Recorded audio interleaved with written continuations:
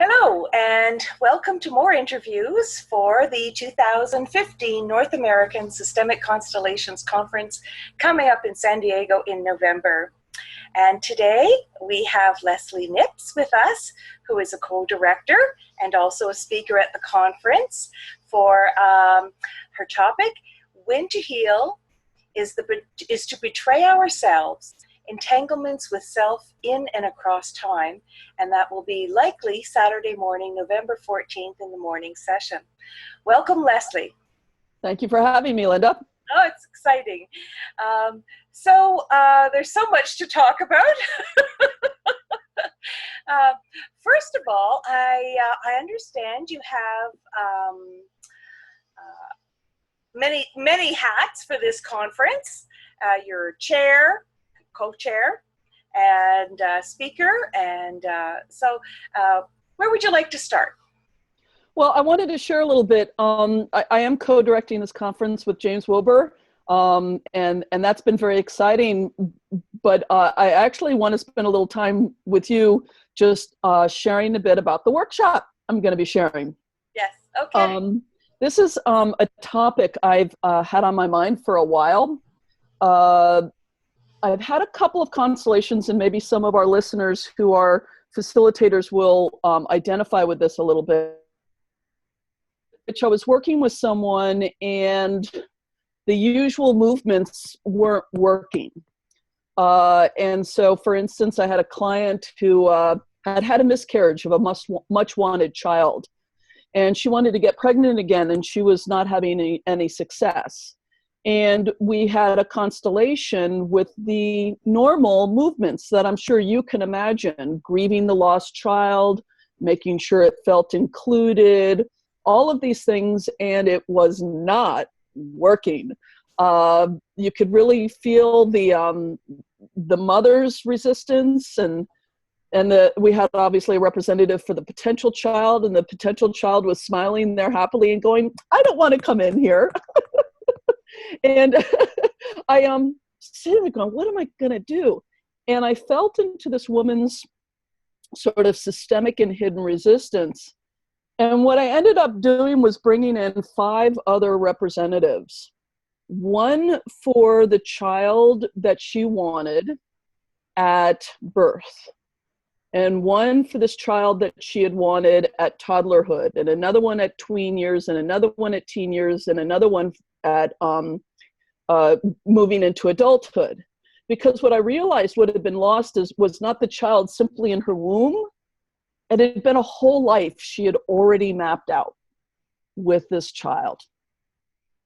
And so, and she went through the normal grieving process with all of these 5 representatives that we all could kind of imagine. Once we had completed that movement and included the whole life of this child, which was never to be, never to happen, we created a new space for a new child in the family. This got me thinking about alternative timelines and the way in which we get really hooked up, usually quite unconsciously, with a life we can't have or couldn't have or didn't get to have. The me who didn't have alcoholic parents, the me whose mom didn't die when I was 1, the me whose grandparents did not go through the Holocaust, whatever it might be. I had another client who kind of sealed this for me, which was the early years of her child's life. She went to jail for 4 years. And so she missed the early years of her child's growth. And she could not move on. When she got out of jail, reconnected with her child, everything was really going well in her life, but she could not get over the regret. And again, what was very clear to me was that she was entangled with a version of herself who never went to jail, who in some sense was very real to her. And we needed to re-include this version of her that she was never going to get to be, ever. So this is what this workshop is about. It's about developing an eye for these kinds of entanglements, a feel for it, wondering if it might be going on sometimes for those constellations that are kind of stuck and really not responding to the normal healing movements. As well as for everybody who comes, we'll be doing some of this work for ourselves. In what ways are we perhaps entangled with the life we didn't get to live? And it's keeping us from fully having our life now. So that's the heart of the workshop. And I'm really excited about it. It's my first time, and I hope lots of people come and enjoy themselves. That sounds fascinating. I want to come too. Yay! My one concern for everybody that I've met is that there's so many people in the same time slots. It's going to be a busy conference. Yeah. One has to tolerate there being too many choices, and that there are going to be things you're going to want to go to. You just won't. It's actually an illustration who gets to go to all of them, but it's not you. And there's something about having this mature relationship with making choices or having things happen, and acknowledging and bowing to the life we didn't get to have. Yeah. Yeah. That is a fascinating perspective. That is very cool. Yeah. Yes. Yeah. Okay, cool. And so when you're thinking about this topic and all of this stuff, has that changed your business also? Well, actually, you do a lot of work with constellators, right? I do a lot of work with constellators and other alternative practitioners and coaches. We're similar people, sort of heart-centered people who came to their businesses via their modality first, not because they're like, woohoo, business, right? But then find themselves needing to do well in business in order to be able to pay the bills and to be able to make a living doing what they love doing. And I do a lot of sort of straightforward business coaching with constellators and other alternative practitioners.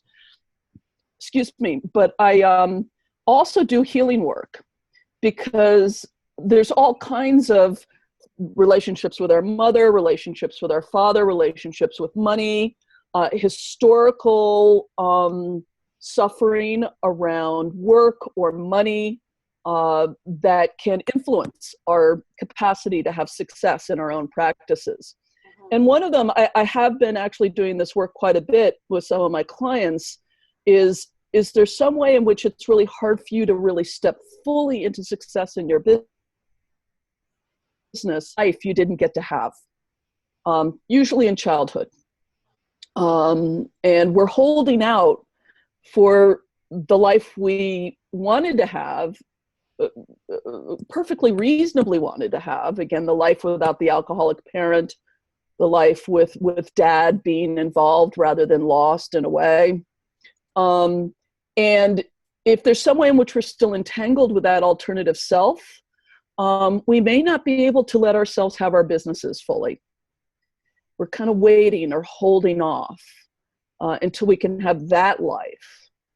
So I do bring this into the work with clients around building their businesses, because until we resolve those kinds of entanglements, it becomes difficult to be full-hearted, in a sense, about our own businesses, and with all the limitations, but also all the opportunities that our life presents to us. Yeah. Wow. Yes. Yeah. Oh my gosh, my mind is going crazy now. Thinking I need to have some work done. I was kind of noticing, is there something personal here, perhaps? We all do. This is the thing that's interesting about this topic around entanglement with alternative selves is, at first I thought it was unique to just a couple of special situations, and then I realized it's at a certain level kind of universal. There is this sense of the life I didn't get to live that's very natural. Yeah. Or the life mom didn't get to live, or the life dad didn't get to live, or the life our grandparents didn't get to live. Yes. Yes. Oh my gosh, I think this calls for a special session. Even before the conference. Uh, Yeah. okay. Well, we have some time left here, Leslie. Where would you like to go now? Well, I mean, if people are finding this interview interesting, then I just invite you to come and join in on the conference, because the people who are coming to this conference are having their own insights about the ways systemically we get ourselves caught. And so this kind of both intellectual excitement around these fascinating ideas that people are figuring out as experimentally, empirically, by doing constellations and noticing what shows up. That's how Francesca Mason-Boring discovered her work with the indigenous field. It was empirically. It was not merely theoretical. A lot of the work on addictions, on trauma, same thing. Through the engaging the experience, we then get to also enter a richer field of ideas. And so that's what I encourage everyone to come for. This is the experience that James and I and the entire planning team, of which you are a part, Linda, have been hoping to make space for everybody to come in and enjoy, with some palm trees and a beach. Nice. Yeah, well, that is, yeah, it's very exciting. And we expect quite a large crowd too. I'm very excited about that. Yes, yes, yes. And for anyone who, who's kind of new, and we do know there's a bunch of folks who are perhaps trained, but just getting started. We intend to have a lot of open space opportunities for people to try stuff. I first attended a conference in 2011. I ended up helping just by kind of being a gopher for one of the co-directors, Carolyn Zahner. And I did a late evening slot workshop on couples that I expected 4 people to show up for. And I was happy to do that. I was delighted. And 35 people showed up. And 4 years later, I'm co-directing a conference. I can't promise that to everybody, but these conferences are an opportunity for all of us to grow, and to build our work beyond what it already is. And because of my personal experience, I'm quite a strong advocate for coming and diving in and letting yourself grow and try things. Absolutely, yes. I'm relatively new, and I'm so excited. I've gotten so much out of the intensives that I've attended, and it's one thing to read about them and one thing to take training, but every step forward is huge. I find so much good information. Well, I'm really looking forward to your talk, which is When to Heal is to Betray Ourselves, Entanglements with Self in and Across Time.